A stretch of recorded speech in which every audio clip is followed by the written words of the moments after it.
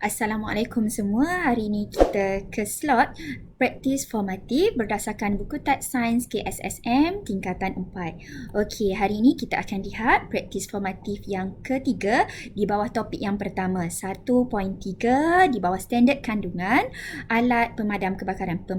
Kebakaran. Okey, baik. Kita lihat buku teks masing-masing, muka surat 14.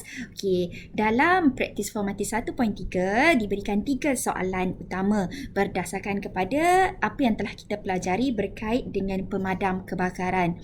Okey, kita ke soalan yang pertama. Soalan 1. Nyatakan 4 jenis alat pemadam kebakaran. Kita refer buku teks masing-masing muka surat 10 dan juga muka surat 11. Kita dapati bahawa terdapat 4 jenis alat kebakaran dan satu tambahan.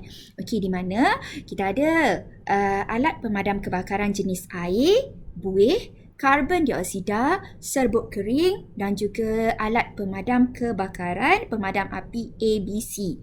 Okey, ini adalah alat pemadam kebakaran yang kita ada.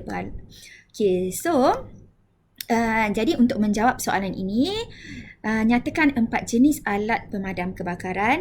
Kita nyatakan yang tadi. Okey, pemadam kebakaran jenis air, pemadam kebakaran jenis buih, pemadam kebakaran jenis karbon dioksida, pemadam kebakaran jenis serbuk kering dan juga pemadam kebakaran jenis ABC. Macam mana nak mudah ingat? ABC, air, buih, karbon dioksida, serbuk kering yang keempat. Okey, kita ke soalan yang kedua, iaitu apakah fungsi selimut kebakaran dan bagaimanakah selimut kebakaran dapat menyelamatkan mangsa kebakaran kecil. Okey, untuk menjawab soalan ini. Okey, dalam gambar ni ialah selimut kebakaran. Di mana selimut kebakaran ini diperbuat daripada 2 lapisan gentian kaca. Dia bukan diperbuat daripada kain biasa yang mudah terbakar, tapi dia diperbuat daripada 2 lapisan gentian kaca. Maksudnya dia tebal, sukar untuk terbakar. Okey, yang kedua, fungsi selimut kebakaran ini adalah untuk memadamkan api yang kecil atau sederhana yang susah nak dipadamkan dengan menggunakan air. Okey, macam mana cara nak guna dia? Okey, cara nak gunanya adalah kita gunakan selimut kebakaran tu dengan menyelimuti badan mangsa yang terbakar. Okey, jadi macam mana cara nak jawab? Okey, sebelum kita jawab soalan ni, fungsi selimut kebakaran dan bagaimana selimut ni berfungsi, kita kena recall balik. Untuk berlakunya satu-satu pembakaran, gas yang diperlukan untuk pembakaran adalah gas oksigen. Jadi kita nak pastikan macam mana kita dapat menghalang daripada pembakaran terus berlaku. Maksudnya kita kena halang bagaimana oksigen tu boleh dibekalkan. Kita tak mau bagi oksigen tu ada. Okey, so selimut kebakaran ini berfungsi untuk memadamkan api yang kecil atau sederhana yang susah dipadamkan oleh air. Bagaimana? Okey, dengan cara membalut atau menyelimutkan badan mangsa untuk menghalang oksigen yang membantu proses pembakaran. Bila kita tutup badan mangsa, dalam ni terbakar kan? Okey, bila ada api. Jadi api tu boleh terus marak, boleh terus terbakar sekiranya terus ada oksigen daripada luar. Jadi kita kena balut menggunakan selimut kebakaran tersebut menyebabkan oksigen dihalang daripada terus menyebabkan pembakaran. Okey, itu cara dia. Membalut badan mangsa atau menyelimutkan badan mangsa untuk menghalang oksigen daripada membantu proses pembakaran. Baik.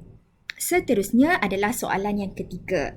Soalan ketiga, susun langkah-langkah menggunakan alat pemadam kebakaran. Bagaimana nak gunakan alat pemadam kebakaran? Kita dah tahu ada beberapa jenis alat pemadam kebakaran. Kita dah tahu kalau kebakaran yang disebabkan oleh alatan elektrik, kita nak guna alat pemadam jenis apa. Kalau kebakaran yang disebabkan oleh kertas, alkohol, aerosol dan sebagainya, nak menggunakan alat pemadam kebakaran apa. Tu first yang kita perlu tahu, jenis alat pemadam kebakaran yang sesuai digunakan. Yang kedua adalah teknik. Bagaimana langkah nak gunakan? Okey, yang pertama ialah apa yang perlu kita buat? Okey. Tanggalkan pin keselamatan daripada pemadam kebakaran. Okey, kita cabut dia punya lubang tu dalam gambar dia cabut. Kita cabut pin. Okey, kemudian kita pastikan alat pemadam kebakaran ditegakkan, berada dalam keadaan tegak. Tak boleh tong tu terbalik. So, kena duduk dalam keadaan tegak. Yang kedua, kita ambil muncung dia, halakan muncung alat pemadam kebakaran ke pangkal api, ke tempat kebakaran tersebut. Seterusnya, pastikan pada waktu tersebut, kedudukan anda berada dalam jarak 2 atau 2.5 meter. Jangan terlalu hampir dengan sumber api. Okey, seterusnya, bila dah hala, baru kita tekan. Okey, so tekan pemicit atas alat pemadam api. Tekan pemicit tersebut. Lepas tekan, yang keempat ialah kita ratakan semburan dengan selalu kita tengok dekat macam mana ahli bomba dia nak padamkan api, dia kena bergerak ke kiri ke kanan. Apa tujuannya sebenarnya? Supaya meratakan semburan ke seluruh sumber api dengan menggerakkan muncungnya ke sisi dan ke sisi, ke kiri dan ke kanan. Okey, jadi dalam soalan ni dia suruh susun. Susun je, buat apa? Gambar P, gambar Q, gambar R. Gambar P tekan, gambar Q hala, gambar R tarik. So, apa yang kita kena buat mula-mula sekali? Okey, kita kena tarik, kita hala kan, dan kita tekan. So, jawapan di sini ialah R, Q, P. Okey. Baik. Itu saja untuk praktis formatif 1.3. Kita terus nanti, ni adalah praktis formatif untuk bidang pembelajaran pertama. Kita sambung balik nanti untuk bidang pembelajaran yang kedua. Okey, itu sahaja. Terima kasih.